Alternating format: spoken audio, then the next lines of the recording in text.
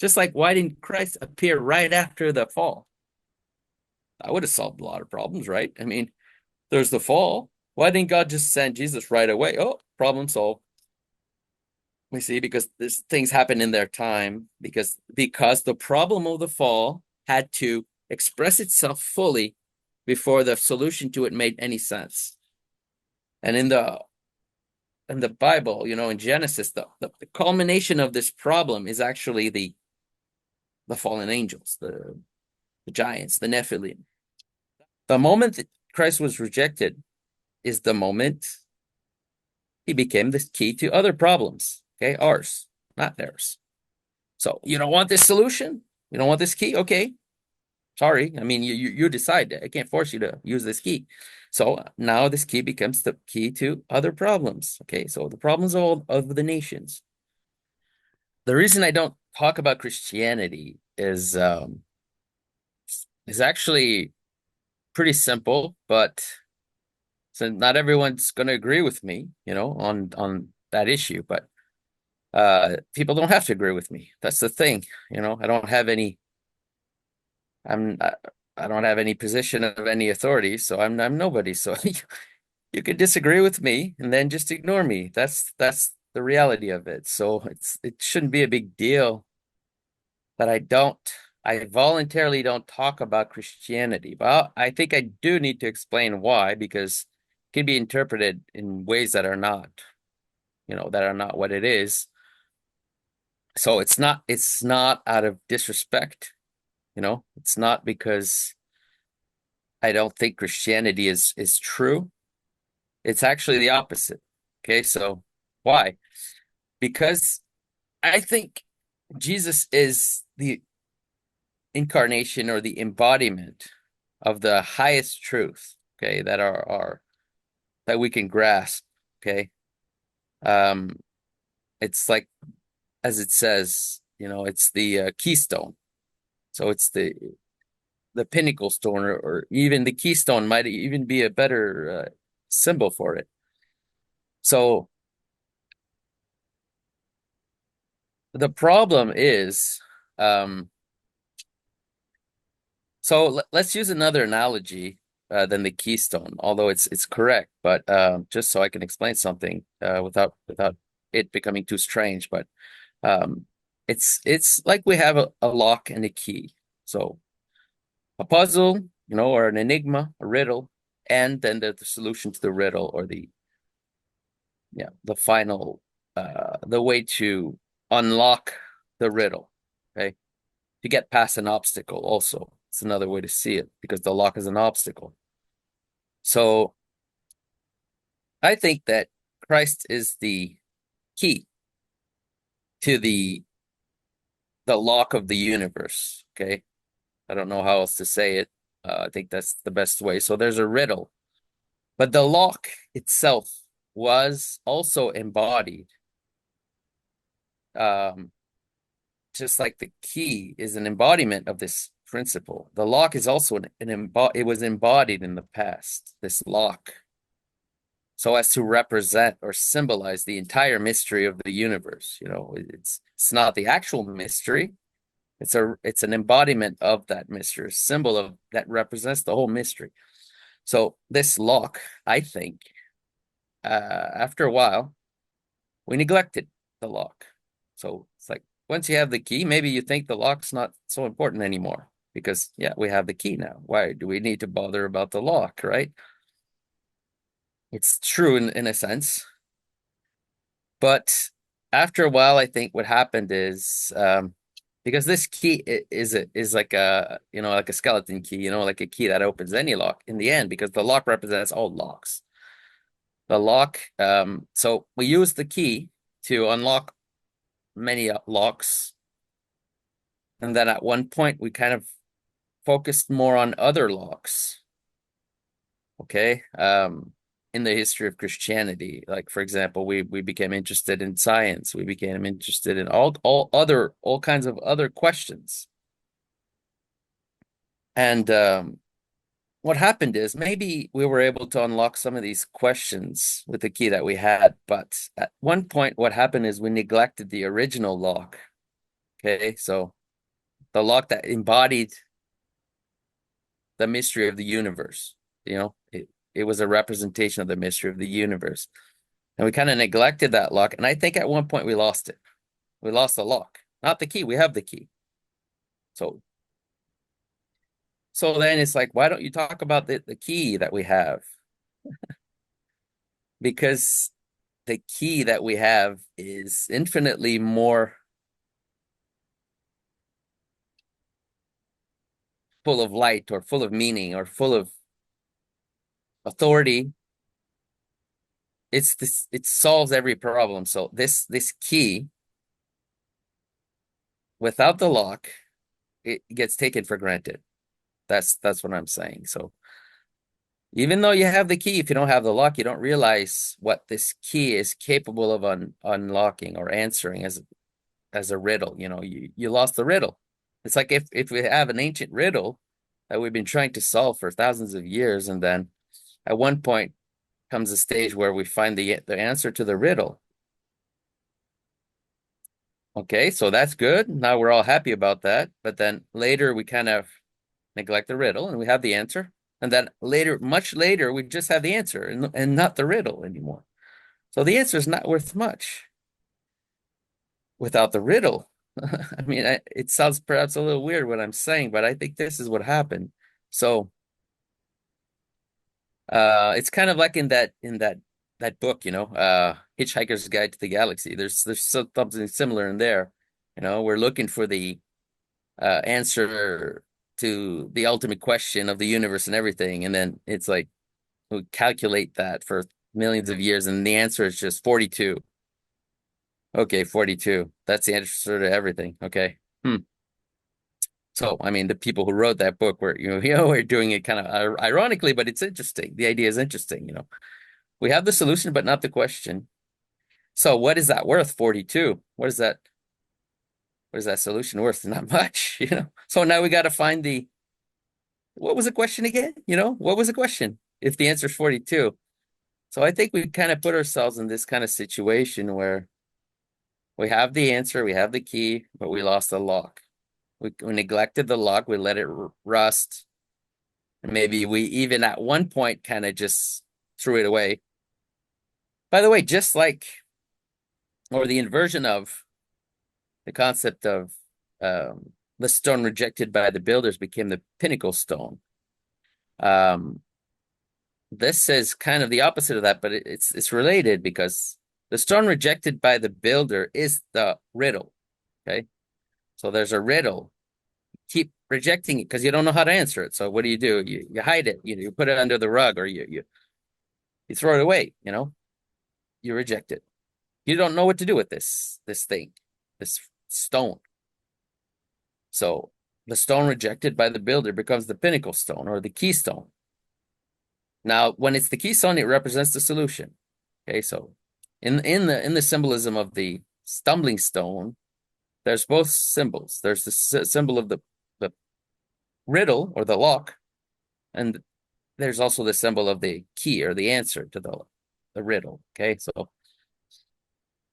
I think what happened at one point, we forgot the importance of the lock, and we kind of stopped trying to understand it because we think we have the answer, and we do. That's the thing. That's why I'm not hostile. That's why what I'm doing is not hostile, because I think, or I'm sure actually, I have no doubt that the key that we have, which is Jesus Christ, is the solution to an ancient riddle. So this is in this sense, when I say, why don't you talk about Christianity? It's like there's nothing hostile about what I'm doing. There's nothing adversarial. In fact, it's the opposite. I could, join everyone who's questioning Christianity in an adversarial way, which is a lot of people, people asking questions of Christianity and, what about this issue? What about that issue? There's contradictions in the Bible, etc. These are questions that are hostile because the people who ask them don't really want the answer. They just want to find a way to attack something with questions, which is what you can do, of course.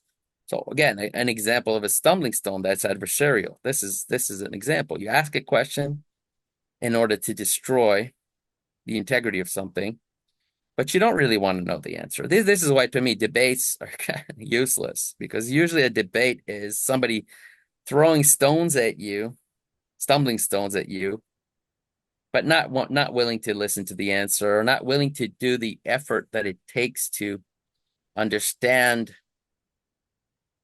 the answer, So that's what I want to avoid. So what I'm doing is I'm looking for the lock, the original lock, not the lock that was cared about later, the original lock, the original riddle. Okay. And because it's lost, I think, truly lost. And this riddle, that's why a lot of what I say sounds a lot like Judaism. It does.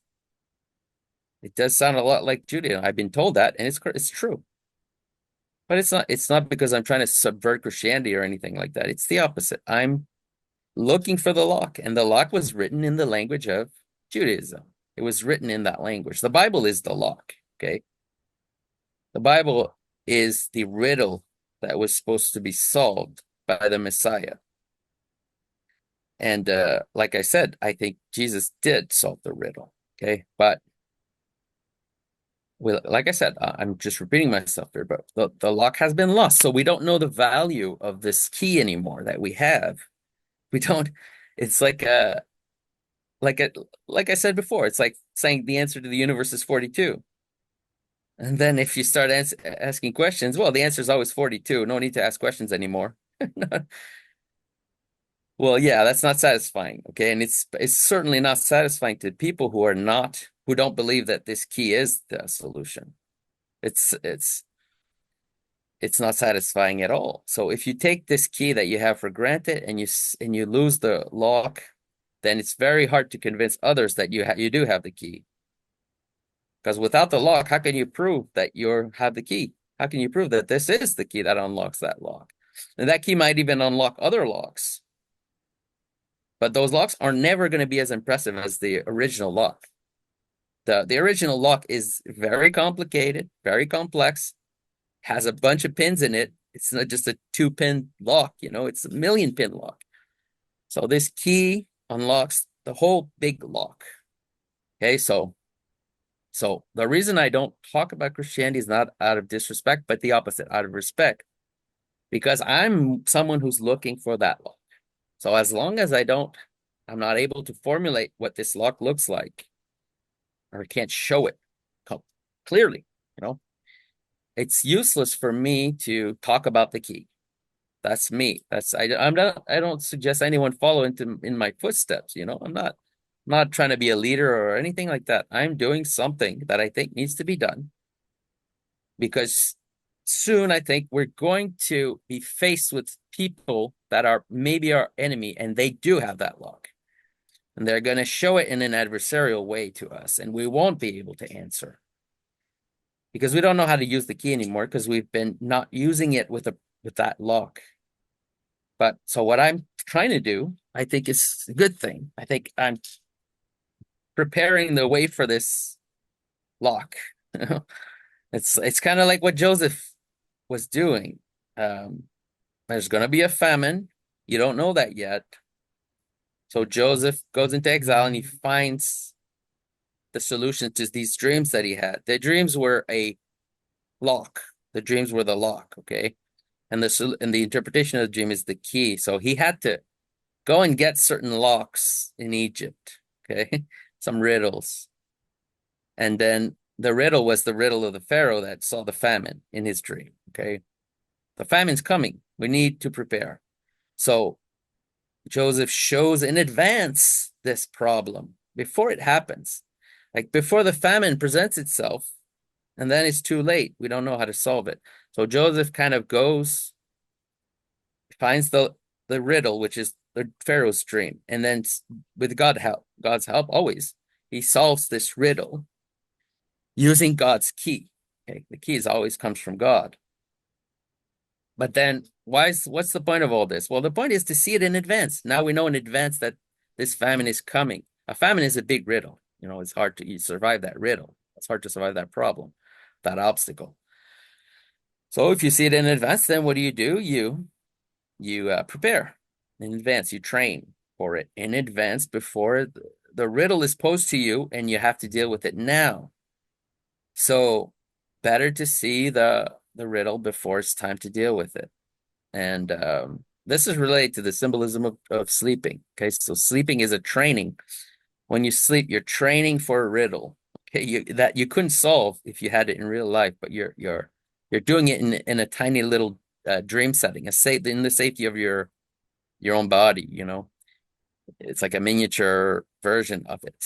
You're seeing it before it happens. Okay, so then what's the advantage of that? Well, Joseph can say, while we're in a time of plenty, which is clearly almost over for us now. I mean, if we just look at what's happening in the world, we have to make a spare of everything.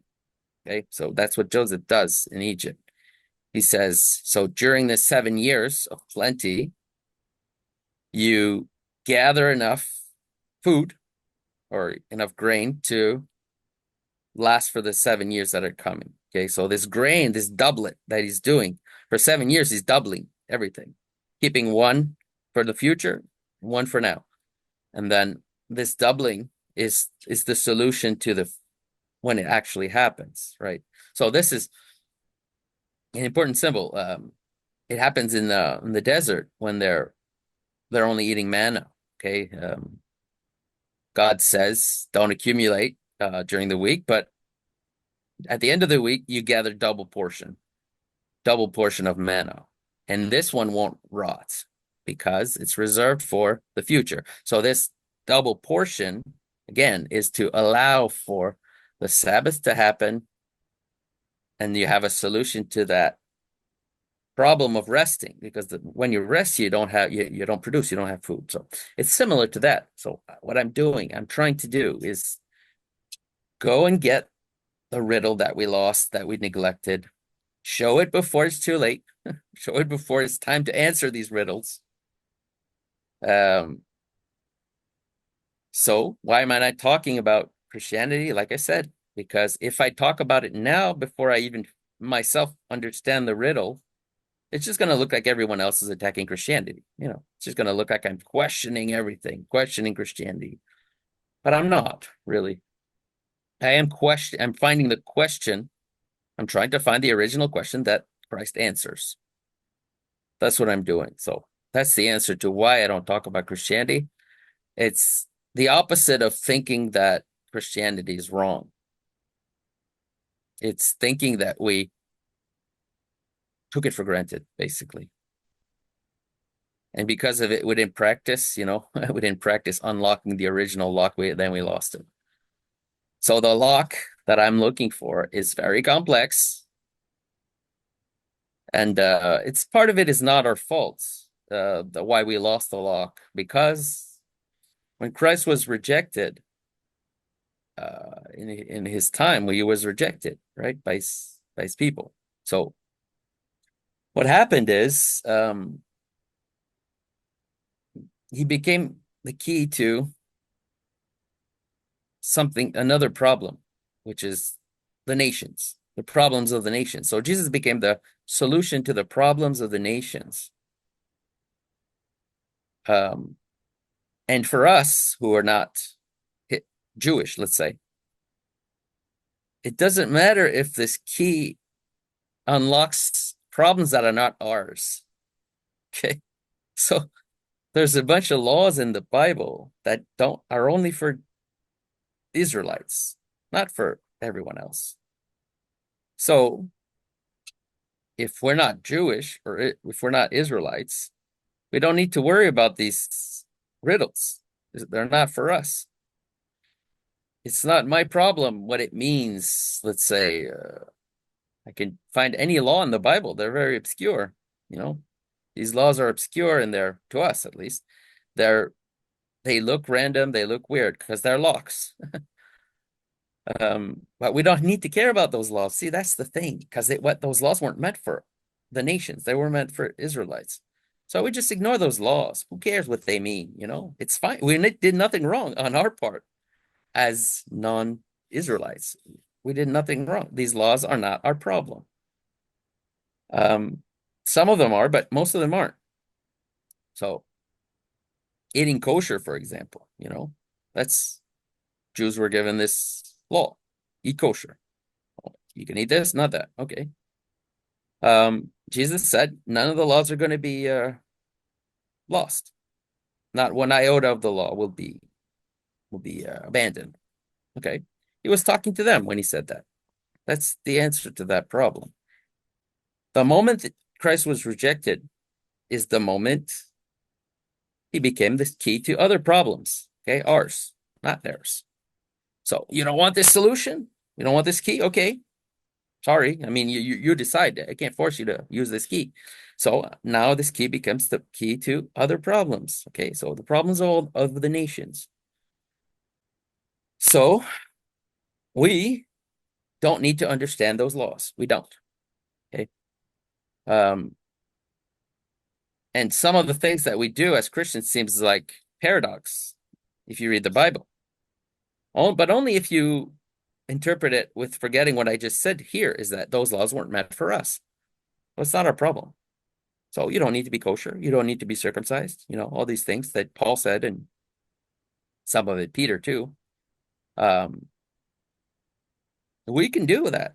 We can follow Paul. You see, it's a paradox. It's a big paradox, It's not that easy to circumvent. It's not that easy. It's possible, I think. But for us, we can follow Paul. But can Jews follow Paul?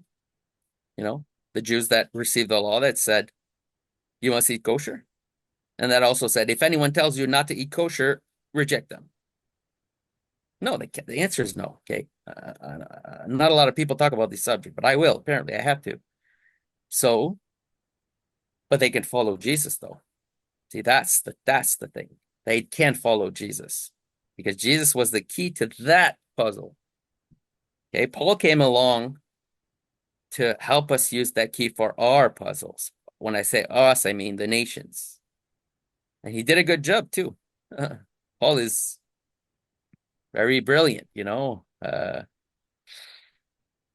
but for him, it was probably a struggle. I know. I mean, I don't know. I can't talk to him, unfortunately, but I mean, it was a struggle for him because he saw himself as Jewish. So it was, all of a sudden, you got to abandon these laws. But it says clearly in the law that you're not supposed to do that. You're not supposed to abandon these laws, but he did. So it was, to me, I think it was a struggle for Peter. Peter receives the vision of the cloth that descends, and God says, eat from this food, and it's all kind of unkosher food in there.